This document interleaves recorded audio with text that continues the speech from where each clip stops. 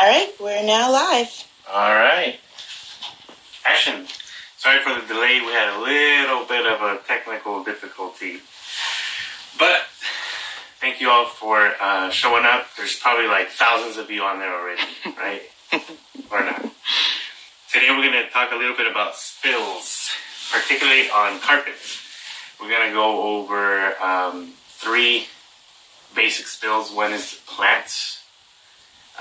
Personally, as a kid, and probably in your cases with young children, it was very easy to tilt over the plants. You know, back in my high school days, it was rough. But another thing, even now, is sometimes you'll overwater it and it might spill over. So we're going to talk about how to deal with that. Then we're going to talk about wine and coffee. You want to zoom in on that? Another cool mug for you here. This is from the Starbucks Reserve Roastery in New York City, back when we could still go there. Filled with premium espresso from Espressione. Anyhow, before we get started, I wanted to go over a couple things regarding carpet. Hey, gracias. Gracias es Viernes 1. Quijadas, welcome. Good morning. So, things to keep in mind with carpet, first of all, is when you're talking about carpet, you're talking about 4 layers minimum. You're going to have the top surface layer, which is what we see, and this is the fiber material. It could be different lengths depending on pile height. So the longer shaggy carpet is harder to clean, honestly. But what happens is it hides the dirt and soil better. So it would appear cleaner, although in fact it gets dirtier faster. The lower fibers, the lower the pile height is, the easier it is sometimes to clean, but it will also conceal less dirt. So you have that top fiber, then underneath it is a backing. That backing holds together all of the thread, all of the fibers. So that's your second layer. Then underneath the backing, you have some type of padding. You know, the padding, the thicker the padding, the more cushion you're going to feel on your foot. But what that also means is the thicker the padding, the more absorbent this padding is going to be. So with spills, that's sometimes a problem. And then the 4th layer is the floor. So with any type of spill, what you want to do is act fast so that you try and get it while it's still on this top layer.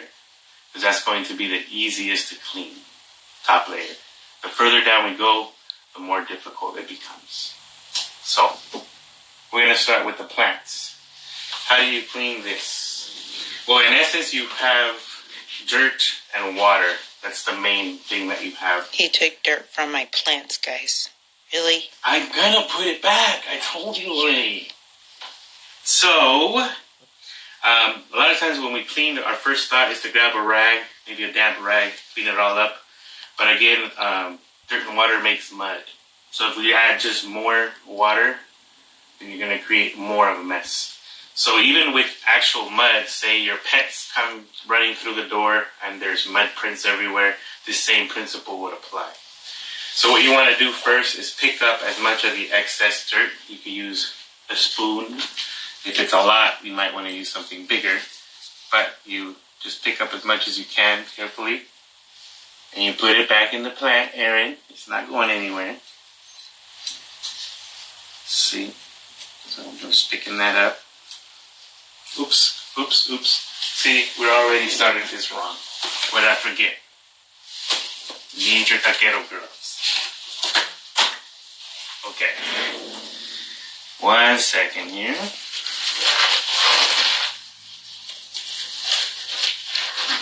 You're supposed to remind me of these things, director.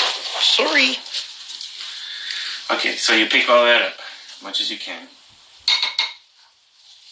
And then you take a rag, a dry rag. In this case, you could use a terry cloth. It doesn't have to be microfiber. But you want it to be, anytime you're picking up a spill, you want a white rag. and I'll explain why later. So with this rag, you're not going to really be concerned about the dirt because you don't want to spread the dirt. Really what you're doing is just trying to soak up the water that's within the dirt. Now, you'll notice what I'm doing is blotting. That's going to be very important for all or any spill that you're going to be dealing with carpet. You don't want to rub because if you go back to this shaggy carpet, it looks a little more like what you have at home. Anytime you rub, what you're going to do is fray the top fibers. So then even if you clean it all up, it's going to be a big spot of messed up fiber in your carpet. So you never want to rub. You want to blot. And because of that, it's always going to be a little time consuming. So you, in this case, blot as much of the water as you possibly can. And then, honestly, you just have to wait. There's unfortunately not much you can do. Remember that we're talking about mud. So once it dries, it's really just going to be dirt. So then, once it's dry, you get your handy dandy. Hey, Sharon. And you just pick as much as you can. You get the point.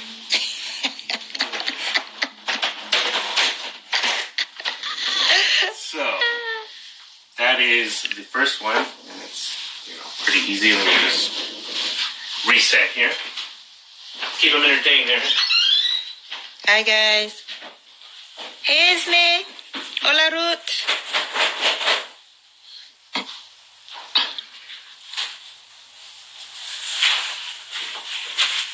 Who came on? Esme and Ruth. Oh, welcome. All right, so that was plant. That's what I wanted to say. This should never be underestimated. So, in fact, 80% of dirt and soil from your carpet is removed simply by vacuuming. So, although it's important to get your carpets washed at least once a year, preferably twice a year, to get that top layer 20% soil removed, it is even more important to make sure you have a regular, thorough vacuuming of your carpets.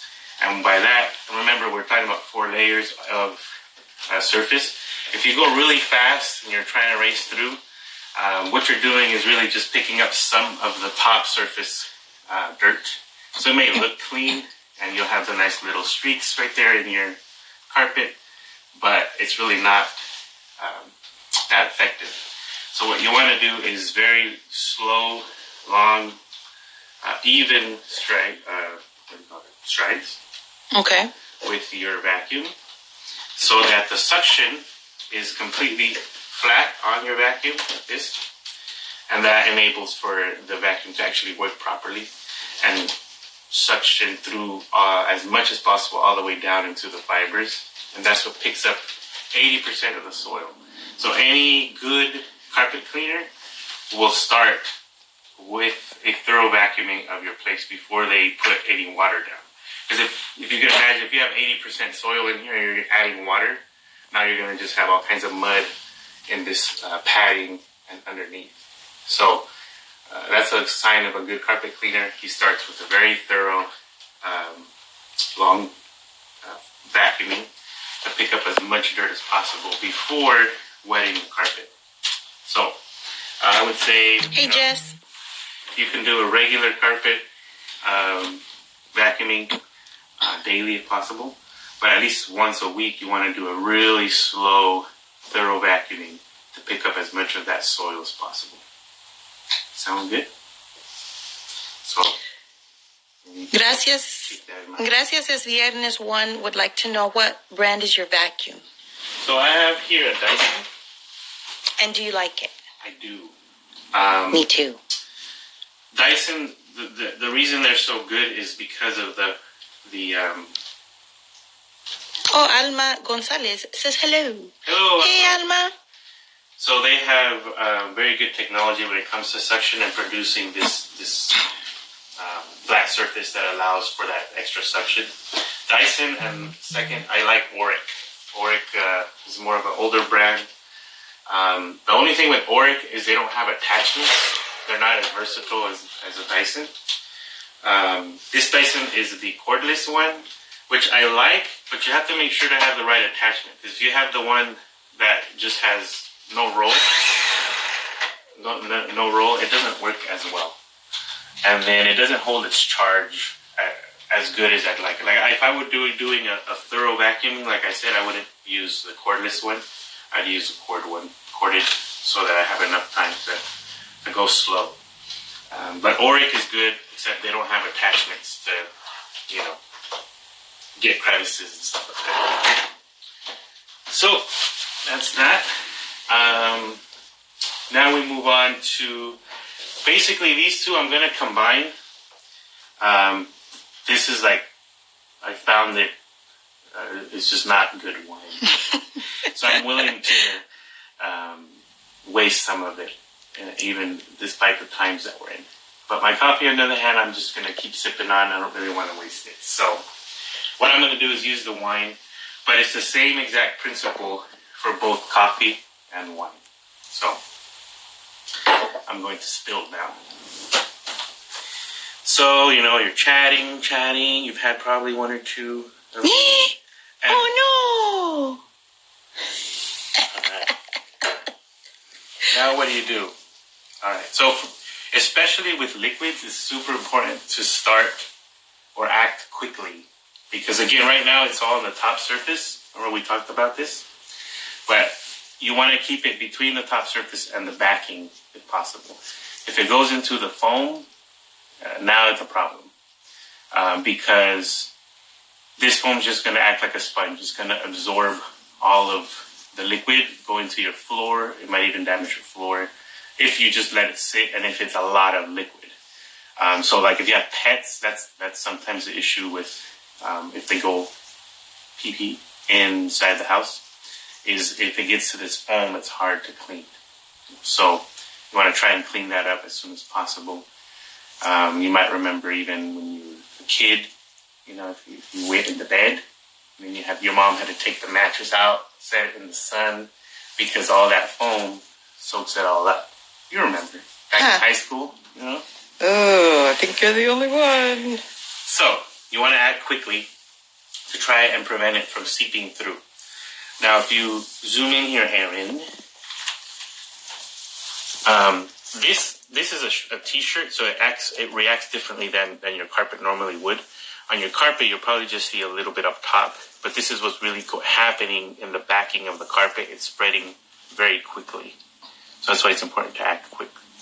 Now, what you don't want to do is go into, again, you grab your white rag. The reason you want it to be white is you want to see the liquid transferring from the carpet to your cloth. That's how you know that it's working. What you don't want to do is go in the middle and just press down, because then what you're doing is spreading it out into that padding, and it'll just get worse. You're spreading out all of the liquid. So you want to do first is with a dry rag, starting from the outside, you blot around the stain. So see, now it's going onto your rag. So that's what you want. So I want to just keep blotting from the outside towards the inside. Again, we're not rubbing because that's going to ruin the fibers of your carpet. But you just blot, blot, blot, blot, blot, blot, blot. Okay. Blot, blot. So you keep blotting, and it's naturally going to get a little wider. Now you see it's even already getting wider. That's just part of the absorption. Nice word, right? Absorption. So, unfortunately, this is going to take you away from your social gathering if and when you have a social gathering, because it just takes time. Again, you can't rub hard, so just keep blotting.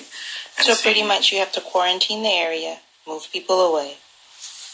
Good analogy. Thanks. See? That's why I keep you around. Oh, dear. Okay, so we're going to say, you spent 15 minutes blotting as much of this wine up as you can. Now you're still going to see a little bit of a stain. So what you want to do first is take a bottle of water. If you don't have a spray bottle, you can use a sponge. But, again, liquid is your enemy because of this padding. You don't want to just grab water, throw it on there.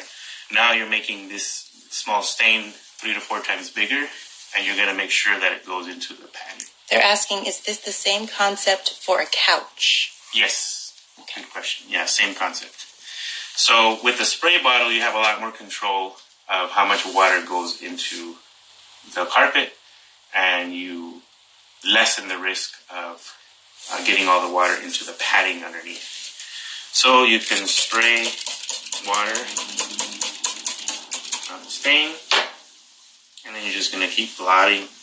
So what you're doing now is diluting the wine or coffee, and that makes it so that more of it comes out and it slowly starts to fade away on there. Now, here is a trick.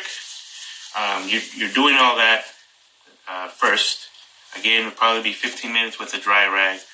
Then when you add the water, probably, honestly, another 10 minutes to blot up as much as possible.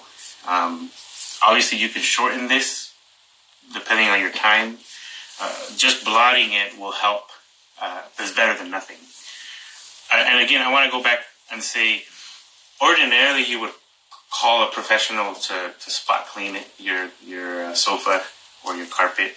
In cases like this, right now, it's kind of hard to do that, obviously. So these will help, and for the most part, they'll eliminate the stain on the surface. But whatever happens underneath is where you're going to need a professional to have the special tools that is able to have enough power and suction between chemicals and their tools to get to this padding. If that makes sense. Okay, so you did the dry blot, then you do it with water. And then here comes a trick that you can use, but you want to be careful with. So, you can have water, hydrogen peroxide, and dish detergent, Dawn or in this case Myers. What you're going to do is you're going to combine say a cup of hydrogen with 2 ounces of dish detergent. They asked, would renting one of those carpet cleaning vacuums work? They don't have it. It can work, yes. It's better than the blotting if you have, like a really big stain. But usually they're just not powerful enough.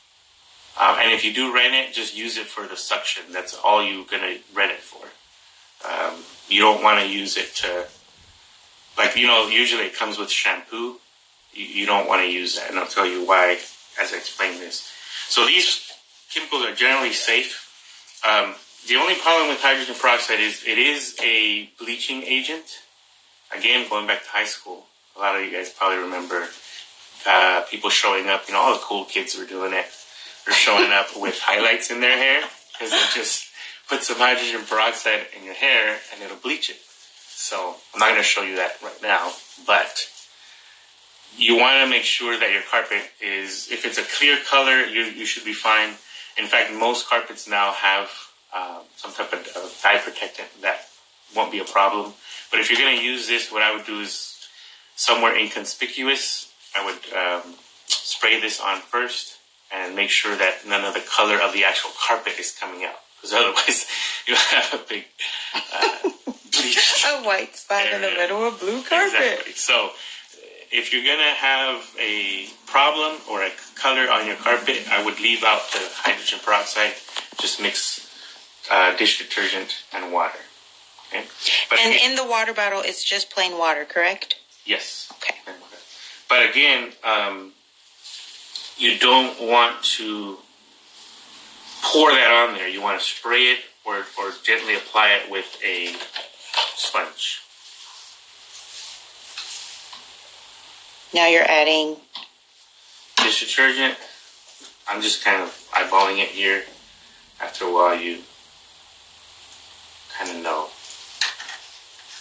Right. There you have. A&A Window Cleaning says, hello. Ludi! So again, you're going to spray it. They asked, was George a blonde in high school? Different video, different story. Anyway, so again, you're going to spray it and you're going to do the same basic concept. Spray, blot, from out to in. Blot, blot, blot, blot, blot. Okay? Now, this is a very important step. And it's a principle that applies to all cleaning. Any type of surface, there's 3 basic principles. Application, agitation, extraction. Say it with me. Application, agitation, extraction. So, anytime you apply any type of cleaning solution, the cleaning solution itself is going to produce, for the most part, its own agitation. It's science, you know. But when you're blotting, in other cases, when you clean hard surfaces, when you're scrubbing, that's all agitation. So that activates the cleaning solution, lets it do its job. But the final step is extraction. So that's why when you have a professional carpet cleaner with those extraction tools, and like I mentioned before, if you buy or if you rent one of these machines, what you're really renting it for is extraction. Because now you have the cleaning solution is doing its thing here on this stain, but you have to remove it. Because even if the stain goes away initially, you put in detergent. So what the detergent does scientifically is it's made to attract all of the dirt and particles, and it kind of puts them in a little bubble. And so then you're supposed to wipe that away, extract it, and now it's gone from the surface. But if you leave it there, it's going to look good for a little bit, but it's going to continue to attract the rest of the surrounding dirt. So in a day or two, you're going to see that the spot doesn't have wine, but it's just all this sticky residue and dirt and junk, and that's because you left the detergent or the dish detergent in the carpet. Same thing will happen if you use a bad carpet cleaner. If he's just spraying shampoo everywhere and he doesn't extract it properly, your carpet's going to look good for like 2 days, and then it's going to attract all the soil from everywhere. So you want to make sure to extract it. So if you're going to use detergent, in this case, detergent hydrogen peroxide, that's fine. But after that, you want to come back and rinse with water and blot as much of that water and extract as much of that detergent away. Now, on the same line of thought, the reason I say don't use these rented chemicals that come with your little machine is it's hard to know sometimes what's in those chemicals. So then when your carpet guy actually comes out, it may have a counter reaction that it may not do very well with whatever chemical he uses. So these chemicals are safe. Hydrogen peroxide, dish detergent is not a big deal.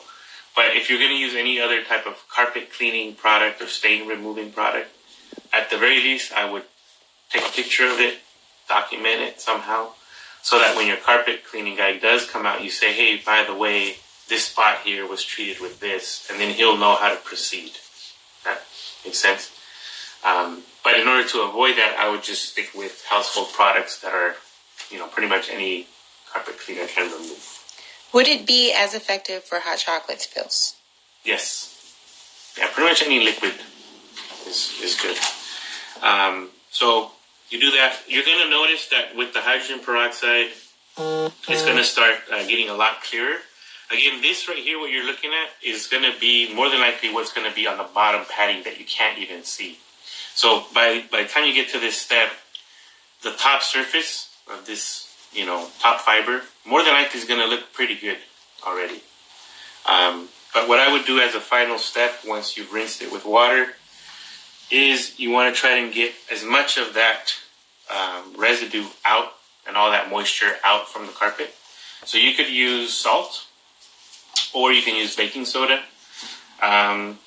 Technically, you can use kitty litter also, but I'd rather just you stick with salt or baking soda. And so what you do is you want to cover all of the area. You can be generous with it. That's why I'm using baking soda I didn't want to use up our salt, because if Aaron had a fit about the dirt, imagine if I used the salt. Anyway, and so you're just gonna let that sit there. You're gonna notice that it's gonna become kind of pasty, because what it's doing is it's absorbing all of the moisture. So you can let that sit there. Because you've already blotted the area, it should be more centrally located to where you initially did the spill. So what you can do now, especially if it was a lot of liquid, if it was very superficial, then I would just leave it, let it sit, maybe put a paper towel over it. But if it was something that you think may have gotten into the padding, then by now that you've gone through all the steps, you can add a little bit of weight and let it sit overnight. Like if you have an actual weight, you could put a towel over it like this, put a weight. Or if you want to get sophisticated, Wow. boom. You see?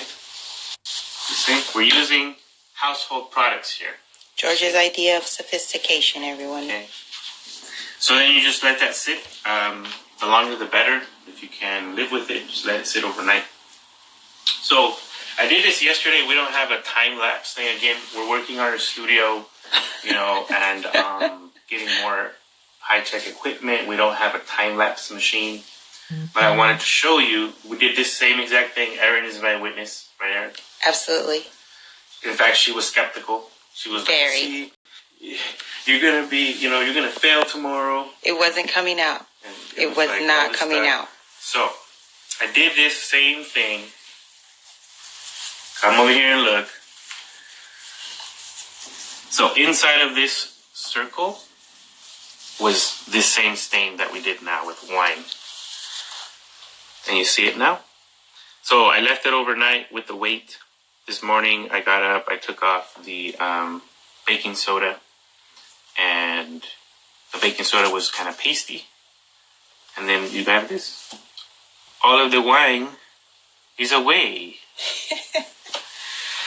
So you scoop up the baking soda with a spoon, and if there's any dry residue, just vacuum it, and you should be good. So that'll work for coffee, wine, hot chocolate, tea, beer, pretty much any liquid. So that's that.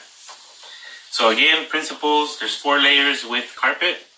You have the top fiber, backing, padding, and the floor. You want to do all that you can to make sure that it doesn't pass this top fabric and backing, if possible. Oh, this is a good question. They're asking, what happens when you have a dried wine stain? Oops. Oopsie whoopsie. In that case, you grab the carpet, you rip it out. And throw it away. No, Just kidding. No. So basically, that's where you will have to use a lot more water. It's really hard to clean it if it's dry. You have to try and rehydrate it. Right. So you're going to infuse it with water and do the same basic principle, same concept. It's going to take a lot longer because it's dry. And more than likely, it's already got into your padding. So that's what... see what I mean? Don't touch your face, people. My My name's George goodness. Mejia. I'm a face toucher. All right. So, if that happens, what you're going to run into is called a wicking stain. Wiki wiki. It's a wicked stain, and it's a wicking stain. Why? So the top surface is going to dry, and you'll probably see this, like if you pour it here, sorry, go back to this, easier to see. Okay. If you put it here, this is the epicenter of the spill. What you're probably going to see is this is going to fade away, and then you're going to have a huge ring on the outside because everything dried up. It kind of seeped through this foam, but now you have all of the particles and whatever the liquid made up of on the outside surface. So even if you clean it, at this point, even if you get a professional carpet cleaner, what's going to happen is it's going to clean the top surface, But once you wet it and it gets back to this padding, it's going to loosen all of that old wine. So after about a day, it's going to wick through this padding and back onto your surface.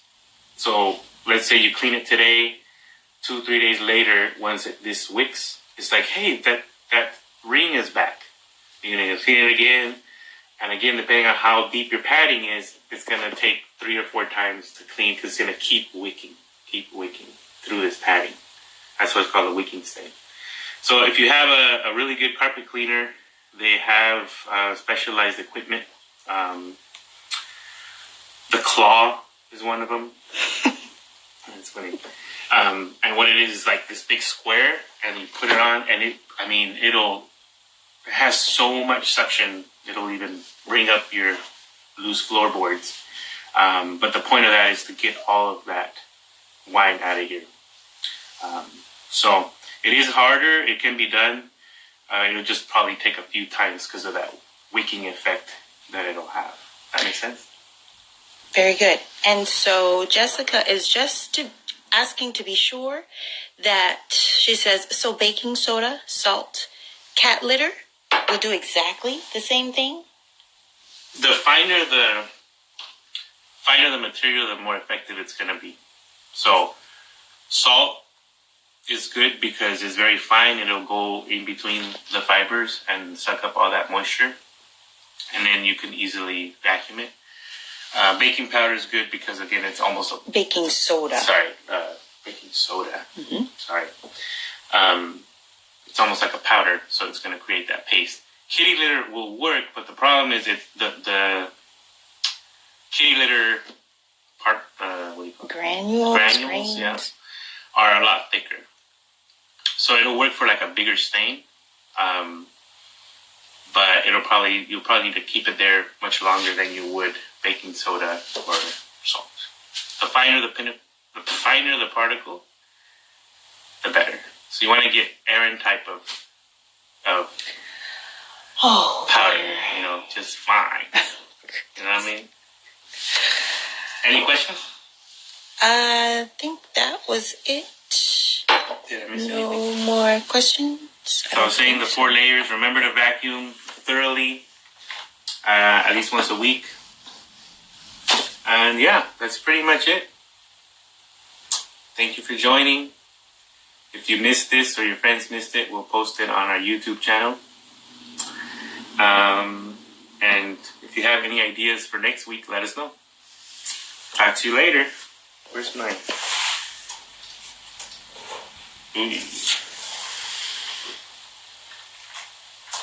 Peace. Or maybe not. There we are.